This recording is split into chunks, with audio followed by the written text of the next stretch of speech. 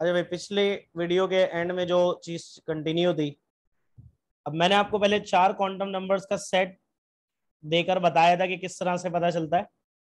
अब मैं आपको दे रहा हूं n=3, l=2, m=+1, s=-12। अब जरा आप बताइए मुझे कि ये इलेक्ट्रॉन जो है जिसकी बात हो रही है ये कहां पर है। ठीक है भाई, तो समझ में आ गया ये। n=3 का मतलब है तीसरा शेल m, l=2 का मतलब है तीसरे शेल m का d सब शेल, m=+1 का मतलब है d सब शेल का dx² - y² ऑर्बिटल, और s=-12 का मतलब है क्लॉकवाइज स्पिन वाला पहला इलेक्ट्रॉन। ठीक है भाई, इसे ऑर्बिटल में कैसे कन्वर्ट किया, जो n की वैल्यू है वो क्या बन जाता है, कोफिशिएंट। l की वैल्यू से हमें सबशेल पता चलता है तो आगे सबशेल लिख दिया d, m की वैल्यू से ऑर्बिटल पता चला तो d के साथ क्या लगा दिया, x² - y², और s की वैल्यू से इलेक्ट्रॉन पता चला तो क्या लगा दिया, हाफ अपवर्ड एरो। ठीक है भाई, क्लियर हो गया सबको, जल्दी से बताइए। हाँ भाई, क्लियर है सबको।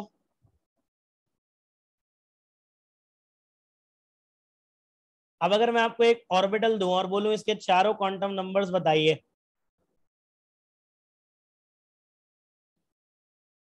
कि भाई इसके चारों क्वांटम नंबर्स बताइए 4pz1,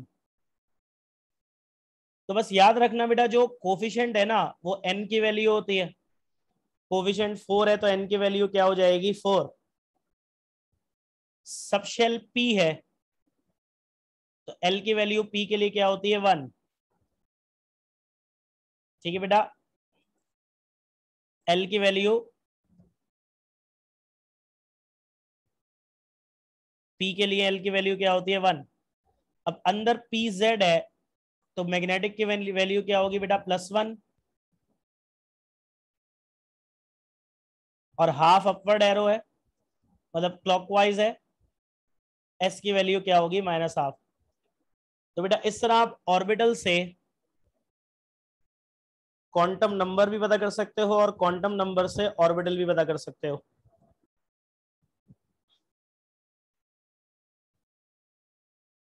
अब बेटा लास्ट टॉपिक है चैप्टर का, ये भी काफी डिटेल्ड है, इलेक्ट्रॉनिक कॉन्फ़िगरेशन।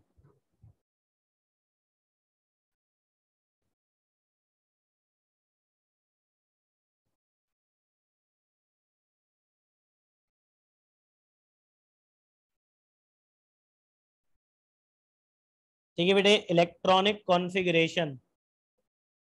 अब इलेक्ट्रॉनिक कॉन्फ़िगरेशन क्या है, इसको डिफाइन करने के दो तरीके हैं। पहला तरीका है distribution of electrons in the orbitals of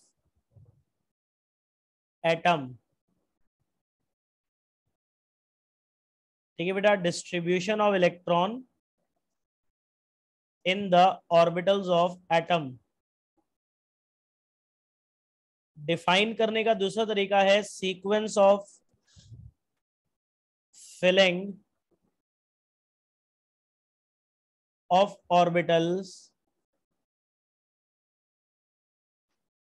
bye electrons. बेटा याद ध्यान से सुनिएगा, एक एटम में जितने टोटल इलेक्ट्रॉन्स होते हैं वो सारे के सारे कभी भी एक साथ नहीं होते। ठीक है बेटा, एक एटम में जितने टोटल इलेक्ट्रॉन्स होते हैं वो सारे के सारे कभी भी एक साथ नहीं होते। जैसे सोडियम के एटम में 11 इलेक्ट्रॉन है तो वो 11 के 11 एक साथ नहीं होंगे, कुछ पहले शेल में होंगे, कुछ दूसरे में होंगे, कुछ तीसरे में होंगे, शेल के अंदर भी कुछ एस सब शेल में होंगे, कुछ पी में होंगे। तो एटम के अंदर इलेक्ट्रॉन की जो डिस्ट्रीब्यूशन होती है ना, कि किस शेल में कितने हैं, किस सब शेल में कितने, एटम के अंदर इलेक्ट्रॉन की ये जो डिस्ट्रीब्यूशन होती है इसे क्या कहा जाता है, इलेक्ट्रॉनिक कॉन्फ़िगरेशन। अच्छा भाई, दूसरा है sequence of filling of orbitals by electrons. ये ज्यादा काम की डेफिनेशन है, इसको बहुत ध्यान से सुने और समझे। देखिए बेटा, जब एक एटम के अंदर इलेक्ट्रॉन्स फिल हो रहे होते हैं, तो याद रखिएगा कि इलेक्ट्रॉन्स ऑर्बिटल्स को कभी भी रैंडमली फिल नहीं करते, बल्कि एक सीक्वेंस फॉलो करता है। देखिए बेटा, इलेक्ट्रॉन्स ऑर्बिटल्स को कभी भी रैंडमली फिल नहीं करते, बल्कि क्या फॉलो करते हैं, एक सीक्वेंस। अब याद रखिएगा बेटा, जिस सीक्वेंस में इलेक्ट्रॉन्स ऑर्बिटल्स को फिल करते हैं, ऑर्बिटल्स का वो सीक्वेंस क्या कहलाता है, इलेक्ट्रॉनिक कॉन्फ़िगरेशन। ठीक है बेटा, जब एक एटम में इलेक्ट्रॉन्स फिल हो रहे होते हैं, तो जिस सीक्वेंस में इलेक्ट्रॉन्स ऑर्बिटल्स को फिल करते हैं, ऑर्बिटल्स का वो सीक्वेंस क्या कहलाता है, इलेक्ट्रॉनिक कॉन्फ़िगरेशन। अब ये सीक्वेंस जो डिटरमाइन होता है ना, वो 4 रूल्स से होता है, जिन्हें कहते हैं rules for filling the orbitals.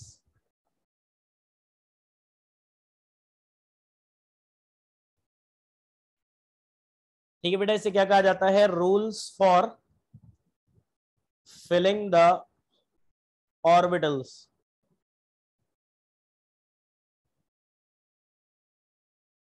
अब इसमें 4 रूल्स हैं। सबसे पहला है पाउलीज एक्सक्लूजन प्रिंसिपल।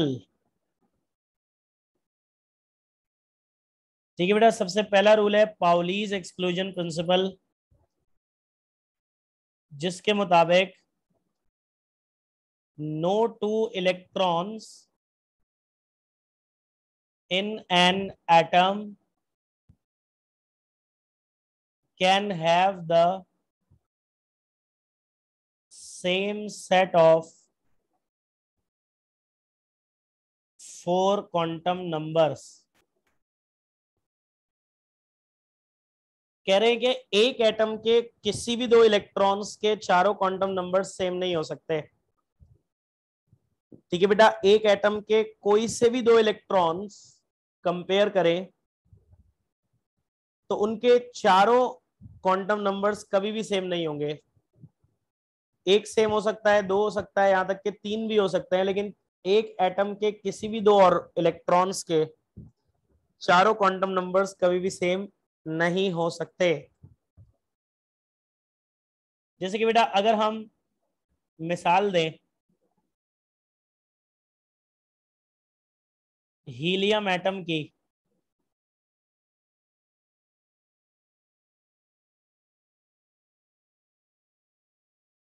ठीक है बेटे, अगर हम मिसाल दें हीलियम एटम की, तो भाई हीलियम एटम में 2 इलेक्ट्रॉन होता है पहले शेल में। एक को मैं कह देता हूं इलेक्ट्रॉन ए, दूसरे को कह देता हूं इलेक्ट्रॉन बी। हम क्या करेंगे बेटा, इन इलेक्ट्रॉन्स ए और बी के चारों क्वांटम नंबर्स का सेट बनाएंगे। ठीक है भाई, पहला कॉलम होगा इलेक्ट्रॉन,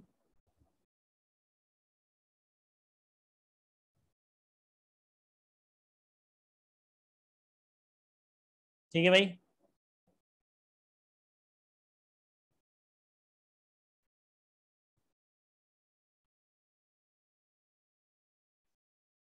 दूसरा कॉलम होगा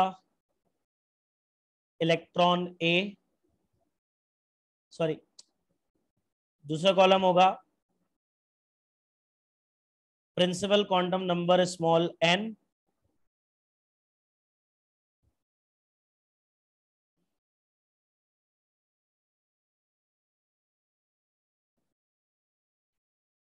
ठीक है बेटा, तीसरा कॉलम होगा principal quantum number azimuthal quantum number small l, चौथा कॉलम होगा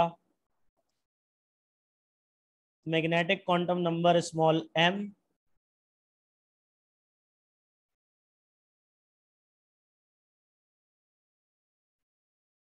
पांचवा कॉलम होगा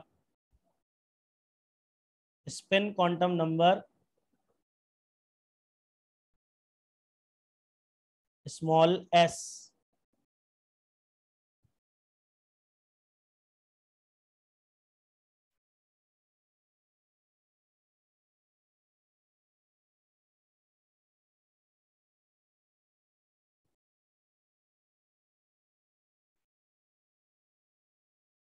ठीक है भाई।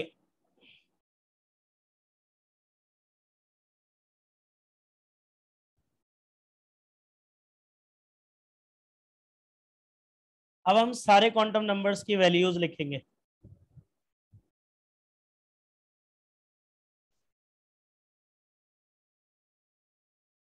सबसे पहले इलेक्ट्रॉन ए की बात करेंगे।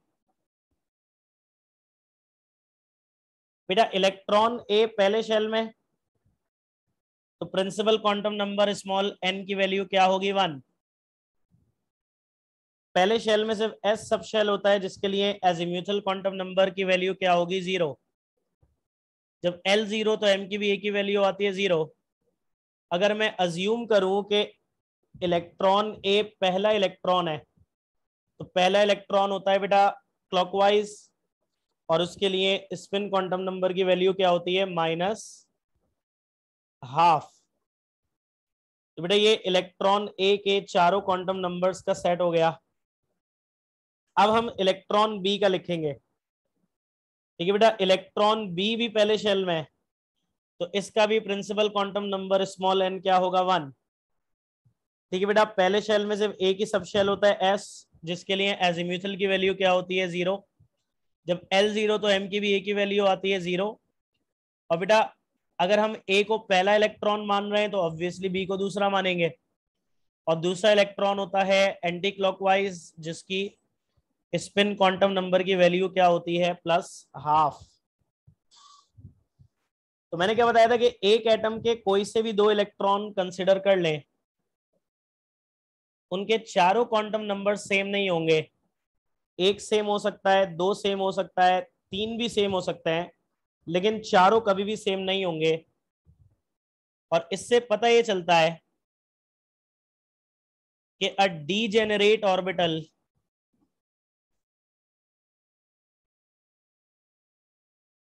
Can attain maximum 2 electrons. ठीक है बेटा, इससे साबित ये हो रहा है कि एक डीजेनरेट ऑर्बिटल में दो से ज्यादा इलेक्ट्रॉन नहीं हो सकते। आप यूं भी कह सकते हो कि भाई कैपेसिटी से ज्यादा इलेक्ट्रॉन किसी में भी फिल नहीं हो सकते। ठीक है बेटा, कैपेसिटी से ज्यादा इलेक्ट्रॉन्स किसी में भी फिल नहीं किए जा सकते। अब मिसाल के तौर पे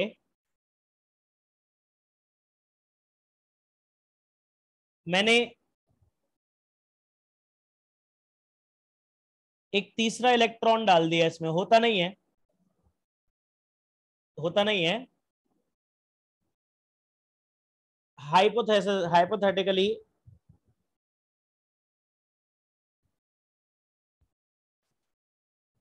ठीक है बेटा, हाइपोथेटिकली हमें पता है हीलियम में दो ही इलेक्ट्रॉन होते हैं और पहले शेल में है, पहले शेल में सिर्फ s ऑर्बिटल होता है जिसकी मैक्सिमम कैपेसिटी 2 है, तो तीन नहीं हो सकते। लेकिन मैं ऐसे ही हाइपोथेटिकली आपको बता रहा हूं कि ये स्टेटमेंट कैसे राइट प्रूव होगी।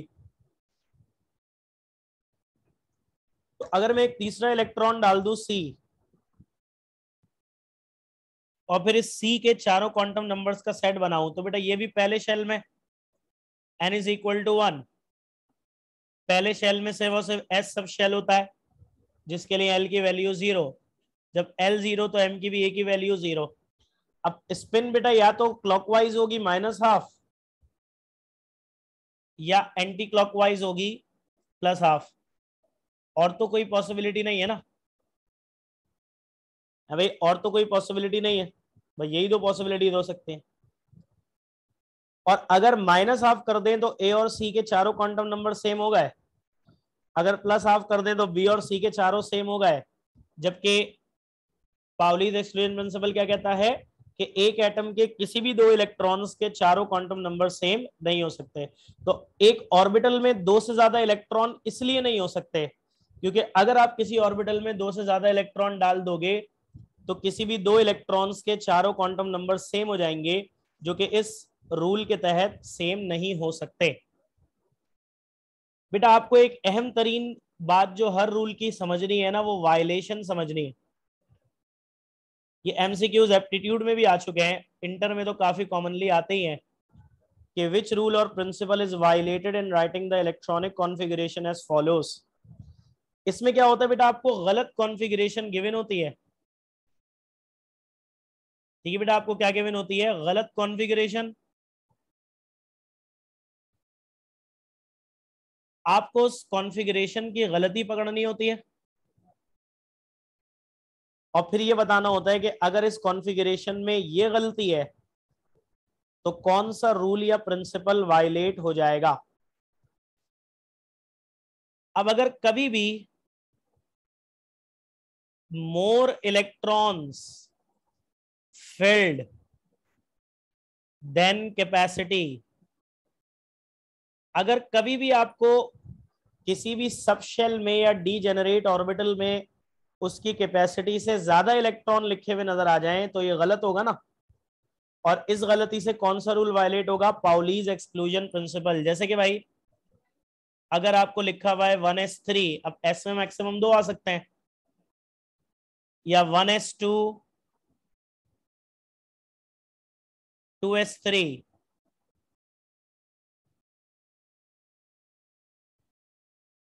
ठीक है बेटा, या 1s2 2s2 2p7। तो बेटे अगर कभी भी कैपेसिटी से ज्यादा इलेक्ट्रॉन्स किसी भी सबशेल में या डीजेनरेट ऑर्बिटल में, अब डीजेनरेट ऑर्बिटल में तो आसानी ये है कि दो ही होती है ना कैपेसिटी, एस हो, पी एक्स हो, पी वाई हो, पी जेड हो।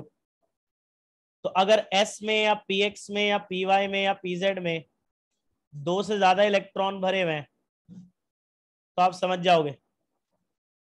लेकिन ये सब शेल के लिए भी यूज हो सकता है। जैसे बेटा पी सब शेल में अगर 6 मैक्सिमम कैपेसिटी है, 6 से ज्यादा भरे हुए हैं, तो कौन सा रूल वायलेट हो जाएगा? Pauli's exclusion principle.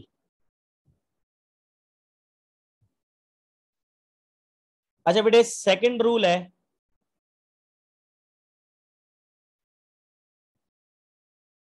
अफबा प्रिंसिपल।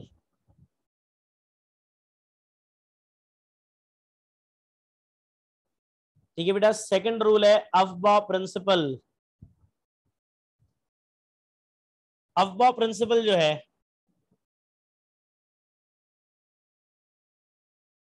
वो सबसे अहम रूल है। Electrons fill the orbitals in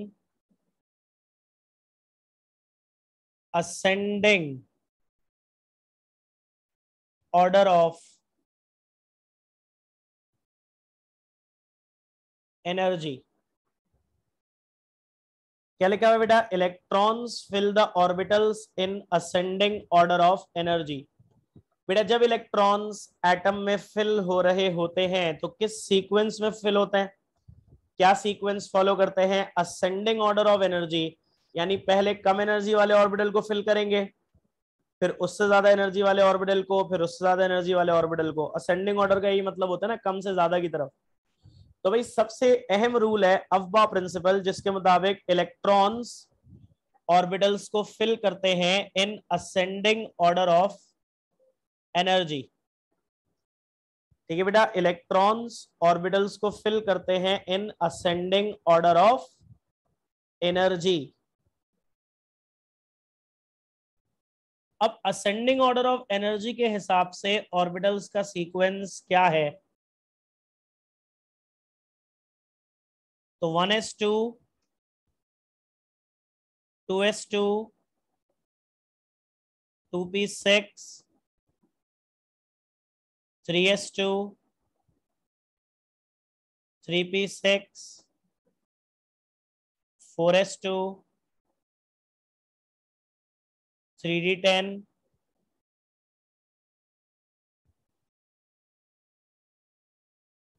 4p6,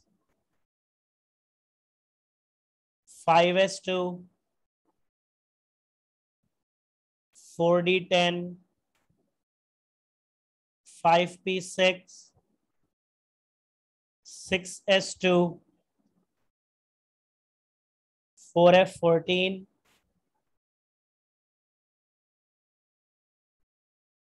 5d10,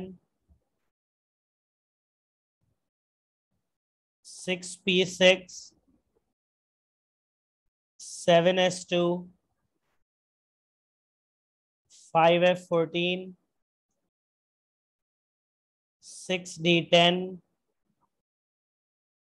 7p6। अब ये कंप्लीट सीक्वेंस है ऑर्बिटल्स का इन असेंडिंग ऑर्डर ऑफ एनर्जी। सबसे कम एनर्जी होती है 1s की, इसलिए सबसे पहले इलेक्ट्रॉन 1s को फिल करते हैं, और s में मैक्सिमम कितने आ सकते हैं, 2, तो 1s2। जब 1s भर जाता है तो फिर जो बाकी ऑर्बिटल्स बच गए उनमें सबसे कम एनर्जी होती है 2s की।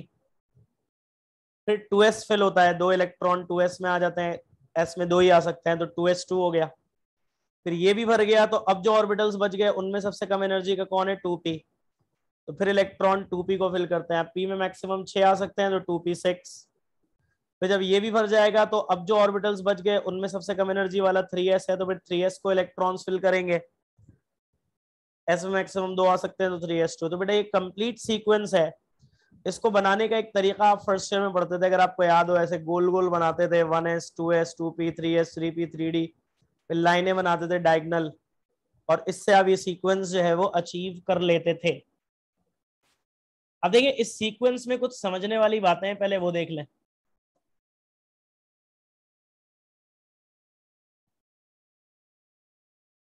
और वो समझने वाली बातें क्या हैं,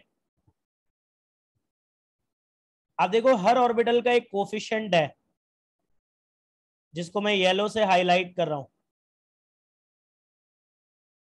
है भाई, हर ऑर्बिटल का क्या है, एक कोफिशिएंट है, जिसे मैं येलो से हाईलाइट कर रहा हूं। अब येलो से मैंने जिसको हाईलाइट किया हुआ है, बेसिकली वो क्या है, कोफिशिएंट। और कोफिशिएंट किस चीज को रिप्रेजेंट करता है, शेल को। जैसे बेटा 1s कोफिशिएंट 1 है, तो इसका मतलब ये पहले शेल के का s ऑर्बिटल है। 2s कोफिशिएंट 2 है, तो इसका मतलब ये सेकंड शेल का s ऑर्बिटल है। 2p कोफिशिएंट 2 है, तो इसका मतलब ये दूसरे शेल का p ऑर्बिटल है। 3s कोफिशिएंट 3 है, तो इसका मतलब ये तीसरे शेल का s ऑर्बिटल है। 3p कोफिशिएंट 3 है, तो मतलब ये तीसरे शेल का p ऑर्बिटल है। 4s चौथे शेल का s ऑर्बिटल, 3d तीसरे शेल का d, 4p चौथे शेल का p। ठीक है बेटा, तो ये कोफिशिएंट क्या है, शेल।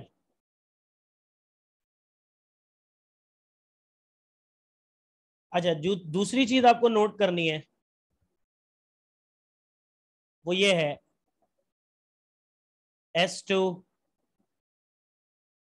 s2 p6, फिर s2, फिर p6, फिर s2, फिर d10। अब दूसरी चीज जो आपको नोट करनी है वो है ये spd।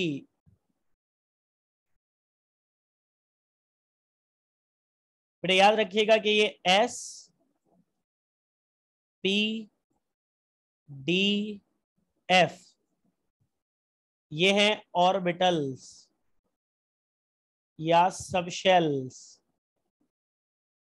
और ये जो s के ऊपर 2 लिखा हुआ है, p के ऊपर 6, d के ऊपर 10, f के ऊपर 14, ये क्या है, इनकी मैक्सिमम कैपेसिटी। तो भाई s में मैक्सिमम 2, p में मैक्सिमम 6, d में मैक्सिमम 10, और f में मैक्सिमम कितने इलेक्ट्रॉन आते हैं 14। तो पहली चीज बेटा जो हर ऑर्बिटल का कोफिशिएंट है वो किसको रिप्रेजेंट करता है, शेल को। दूसरी चीज आपको बताई बेटा कि हर सब शेल के ऊपर जो नंबर लगा हुआ है 2, 6, 10, 14, ये इनकी मैक्सिमम कैपेसिटी को शो करता है कि एस में मैक्सिमम 2, पी में मैक्सिमम 6, डी में मैक्सिमम 10 और एफ में मैक्सिमम कितने इलेक्ट्रॉन आ सकते हैं, 14। तीसरी चीज जो नोट करनी है बहुत अहम, वो ये है कि देखो सबसे पहले 1s है, पहले शेल का s पहले शेल में से वैसे ही होता है, तो 1s के पहला शेल पूरा भर गया। फिर है 2s 2p, दूसरे शेल का s दूसरे शेल का p, दूसरे शेल में s और p ही होता है, तो ये 2s आया, फिर 2p आया, तो दूसरा शेल भी भर गया। अब तीसरे शेल में s p d तीनों होते हैं, पहले आया 3s फिर आया 3p। अब नॉर्मल सोच ये है कि फिर 3d आ जाए ताकि तीसरा शेल पूरा भरे, फिर चौथे शेल पे आएगा नहीं। लेकिन अगर आप सीक्वेंस देखो तो 3s 3p के बाद 3d नहीं है बल्कि 4s है, फिर 3d है।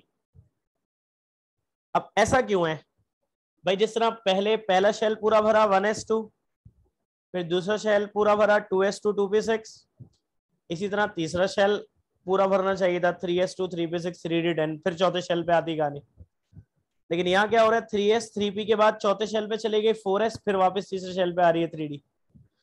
तो ऐसा बेटा पूरी कॉन्फ़िगरेशन में याद रखना, 4s 3d, 5s 4d, 6s 5d, 7s 6d। d orbital हमेशा s ऑर्बिटल से एक शेल पीछे चलता है। ठीक है भाई, s ऑर्बिटल अगर चौथे शेल का है तो d ऑर्बिटल देखो तीसरे शेल का है, s ऑर्बिटल अगर पांचवें शेल का है तो देखो d चौथे शेल का है, s अगर छठे शेल का है तो देखो d पांचवें शेल का है, s अगर सातवें शेल का है तो d छठे शेल का है। याद रखना बेटा d ऑर्बिटल की एनर्जी ज्यादा होती है, यहाँ पे सिंपल आंसर है अफबाउ प्रिंसिपल के मुताबिक एनर्जी। भाई जिसकी एनर्जी कम है वो पहले आएगा, अगले शेल का हो पिछले शेल का हो ये मसला नहीं है। अफबाउ ने ये नहीं कहा, अफबाउ ने कहा है भाई कि जिसकी एनर्जी कम है वो पहले आएगा। तो भाई 4s की एनर्जी कम है 3d से, जब भी 4s पहले आ रहा है 3d बाद में आ रहा है। और ऐसा पूरी कॉन्फ़िगरेशन में बेटा कि d ऑर्बिटल हमेशा s ऑर्बिटल से एक शेल पीछे चलता है। ये बड़ा अहम कॉन्सेप्ट है इनऑर्गेनिक में, जब आप जनरल कॉन्फ़िगरेशन समझने की कोशिश करते हो और आपको नहीं समझ में आ रही होती, तो रीजन ये है कि ये कॉन्सेप्ट क्लियर नहीं होता। ठीक है भाई, तो second and most important concept क्या हो गया इसमें, अफबा प्रिंसिपल। अब ये जो सीक्वेंस अफबा प्रिंसिपल से आया है, क्या ये सही है, इसको कंफर्म करता है तीसरा रूल जिसका नाम है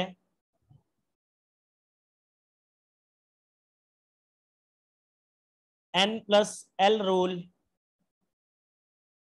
also called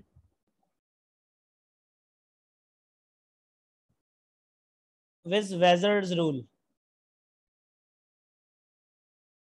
ठीक है भाई, N+L rule also called Wiswesser's rule.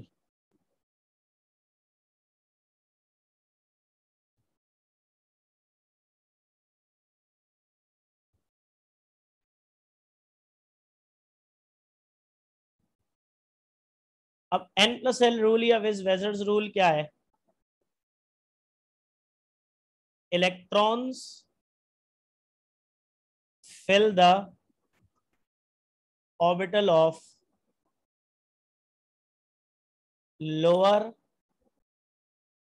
N+L value first if the N+L value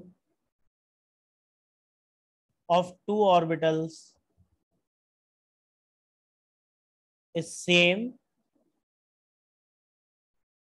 comma, electrons fill the orbital of lower n value first। देखिए भाई, हर ऑर्बिटल की N+L वैल्यू होती है, N+L, N होता है कोफिशिएंट और L आपको पता है, S के लिए 0, P के लिए 1, D के लिए 2, F के लिए 3। इलेक्ट्रॉन सबसे पहले उस ऑर्बिटल को फिल करता है जिसकी n+L वैल्यू सबसे कम होती है, क्योंकि जिसकी n+L वैल्यू कम होती है उसी की एनर्जी भी कम होती है। फिर उससे ज्यादा n+L वैल्यू वाला ऑर्बिटल, फिर उससे ज्यादा n+L वैल्यू वाला ऑर्बिटल। अगर दो ऑर्बिटल्स की n+L वैल्यू सेम है, फिर इलेक्ट्रॉन पहले उसको फिल करता है जिसकी n वैल्यू कम है। जैसे बेटा 1s में कोफिशिएंट 1 है, तो n की वैल्यू 1 प्लस L की वैल्यू s के लिए क्या होती है 0, 1 + 0, इसकी n+L वैल्यू क्या आ गई 1। फिर 2s में बेटा कोफिशिएंट 2 है, तो n वैल्यू 2 होगी और L वैल्यू s के लिए 0 होती है, 2 + 0 2 आ गई। फिर 2p में बेटा कोफिशिएंट 2 है, तो n की value 2, L value p orbital के लिए क्या होती है 1, 2 + 1 3। तो देखो भाई 1s की n+L वैल्यू 1 है, इसलिए इलेक्ट्रॉन सबसे पहले 1s में गया। फिर बेटा 2s में गया क्योंकि उसकी n+L वैल्यू 1s से ज्यादा है। फिर 2p में गया क्योंकि उसकी n+L वैल्यू और ज्यादा है। अब जरा 3s देखो बेटा, n वैल्यू 3 है प्लस L वैल्यू s के लिए क्या होती है 0, 3 + 0 3।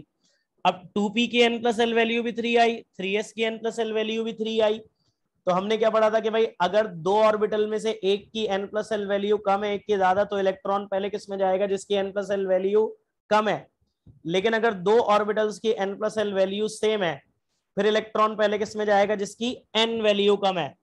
तो अब जैसे अगला है बेटा n value 3, L value p के लिए क्या है 1, 3 + 1 क्या आ गई 4, n value 4, L value s के लिए क्या है 0, 4 + 0 इसकी भी 4। तो अगेन बेटा 3p 4s की सेम है, तो सीक्वेंस में पहले 3p क्यों रखा है, क्योंकि उसकी n वैल्यू कम है 3, और 4s बाद में क्योंकि उसकी n वैल्यू ज्यादा है 4।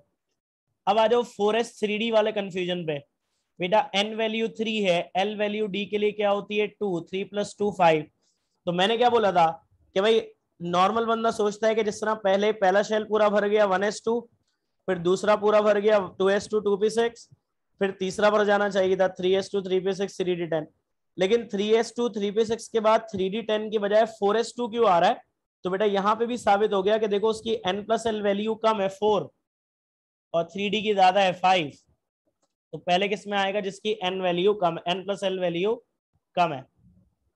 ठीक है बेटा, थोड़ा सा रह गया बस आधे पौने घंटे का, तो अगले लेक्चर में आधे में ये खत्म हो जाएगा इंशाल्लाह। और बाकी आधे में हम चैप्टर 2 पे चले जाएंगे। ठीक है बेटा।